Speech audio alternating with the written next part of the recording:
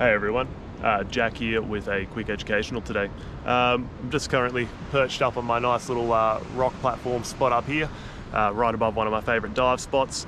And believe it or not, it is going into winter. It's starting to get a bit cold. Might be fooled by today. It is absolutely just blasting down with the sun on this rock at the moment. I'm getting severely sunburnt every take I have to take, but hopefully this will be the last one. So yeah, we're going into our winter season. The water's starting to drop in temperature. That means I'm going to be swapping from my 3.5 suit. I'm going to swap into my 5mm, get myself ready for that cooler change that's coming in. Because the water's been dropping a couple degrees every single day. It feels like, you know, every time I jump in, it's just that little bit colder. And yeah, the winter is certainly here. There is that change in the water, there is that change in the air, and we're also starting to see the humpback whales doing their migration up north. There's a couple out wide there at the moment, heading up along doing their thing. Definitely too far away for this camera to spot, but we might start catching them on the way back down. So yeah, that's enough about it. I'm going to go get myself out of the sun, and yeah, I'm going to show you how to go through packing your wetsuit, getting it stored away correctly. So let's get into it. So getting started, we just want to go straight away, get a wetsuit, and we're going to turn it inside out. It's really important for both the washing and drying process that we start with washing the inside. It is going into storage, so you want to make sure that you're getting it completely clean, getting any of this bacteria, any algae buildup that's in there over the season, and making sure you're getting a real good clean out, especially out of those around the back of the hood and underarm areas. For the actual washing process, I use warm water, just with an over-the-counter wetsuit wash. It's pretty good stuff. It's much better than using like a detergent soap or anything like that. A lot of those can actually damage your wetsuit. So just a good over-the-counter wetsuit wash is the way to go. And yeah, just a bit of warm water. You don't want it too hot, but you want to make sure you're getting a good warm soapy coating in there. So once it's filled up, I just give it a good mash around in the bucket. If I can, I'll find those areas around the back of the hood and underarms where there sometimes can be a little bit of a, sometimes I get some pretty messy growths happening in there.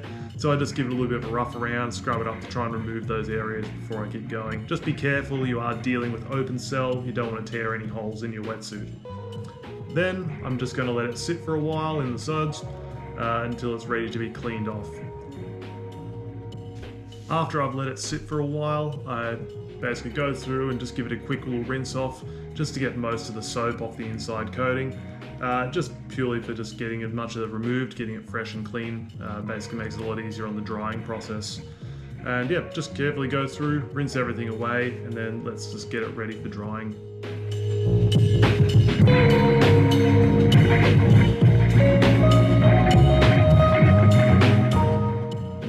For the drying process, much like the washing process, we're going to be starting with inside out. So for this, you are going to need an area where it's nice and shaded, it's not getting direct sunlight. Direct sunlight will very quickly cause damage to that open cell. So make sure you got it somewhere where you basically got a bit of a shade cover. I'm lucky I have a spot on my balcony where it's not getting that direct sunlight, pretty much all day. So I just got a nice little sheltered area. It can hang there, I can dry it out. You want to make sure that you're getting your open cell on the inside completely dry before you go any further. So just hanging it out, just checking in on it. If you are in an area that's going to have sunlight, maybe consider pulling it in when there's the direct sun and bringing it back out when you've got that lower sunlight and you've basically got that shaded area to hang. Make sure to check in on your suit. Once the outside's dry, you can go about flipping it around, checking that the other side is, sometimes there can be little damp patches in it. And once you're done with that, you can simply go ahead, flip it the right way out, and then leave it to hang and dry the exterior of the wetsuit. You may need to rotate the wetsuit, flip it around to the other side to dry it, but once you get the outside completely dry, now it's time to swap it around and get the external part of the wetsuit dried. So just go through, flip it around, and just repeat the same process. You might need to move the wetsuit, flip it over a couple times, just to make sure you're getting a good dry exterior to your suit. Once the exterior is completely dry, go in, give it a final check, make sure it's all good, make sure it's nice and there's no damp patches left anywhere on the suit.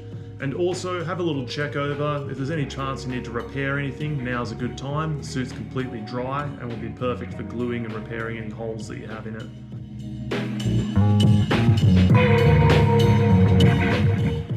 Once it's all done, you can pretty much get ready to roll and pack it.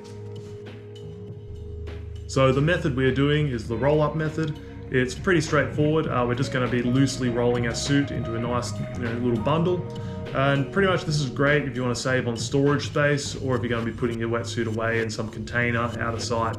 If you have hanging space, that's fine, but me personally, if I'm also going to be traveling with this, rolling it up in a nice proper way is going to actually save a lot of space and also help prevent any damage to the wetsuit if I'm going to be traveling for a while with it. So once you've laid your wetsuit out flat, we're just going to start by loosely rolling up each of the legs. Remember, you want to make sure there are no creases, so keeping the suit flat is very important. Just take your time, and you want to make sure you're rolling this up loosely. The whole point is avoiding pressure and stretching on the suit, so just slowly take your time, make sure you're not getting any of those big crease lines as you go up the legs, and sometimes around the knees they can bunch up. Once you get both legs, then we're just going to slowly roll everything up. Just remember, avoid creasing, take your time, make sure you're not getting any random folds in the wetsuit.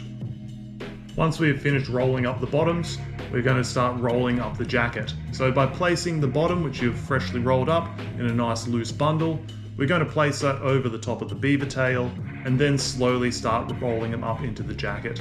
Just like the pants, make sure you're avoiding any creases, and make sure that you are keeping the suit nice and flat.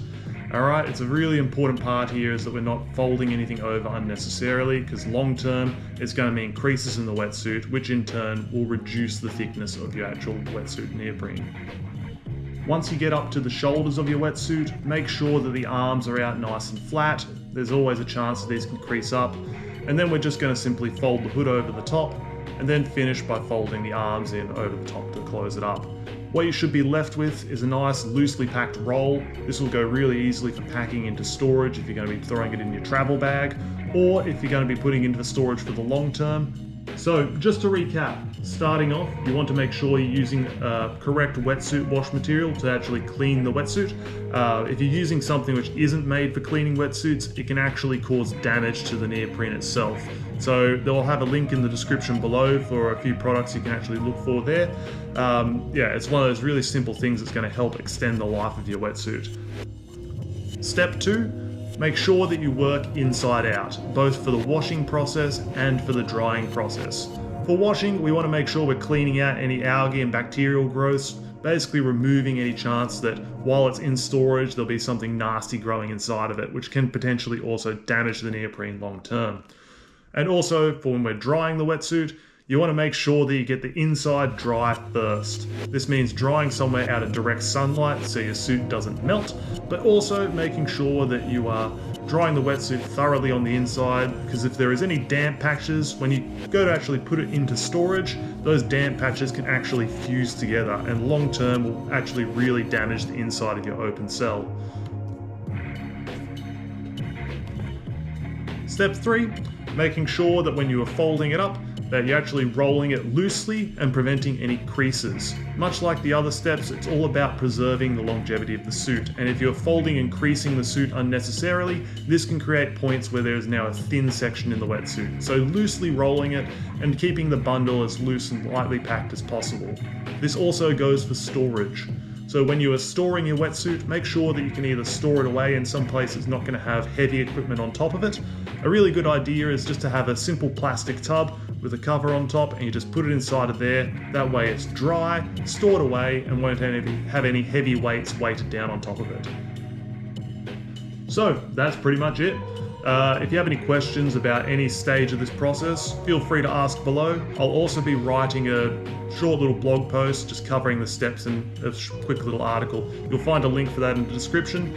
Apart from that, that pretty much covers it for today. I hope it's been educational. See you on the next one.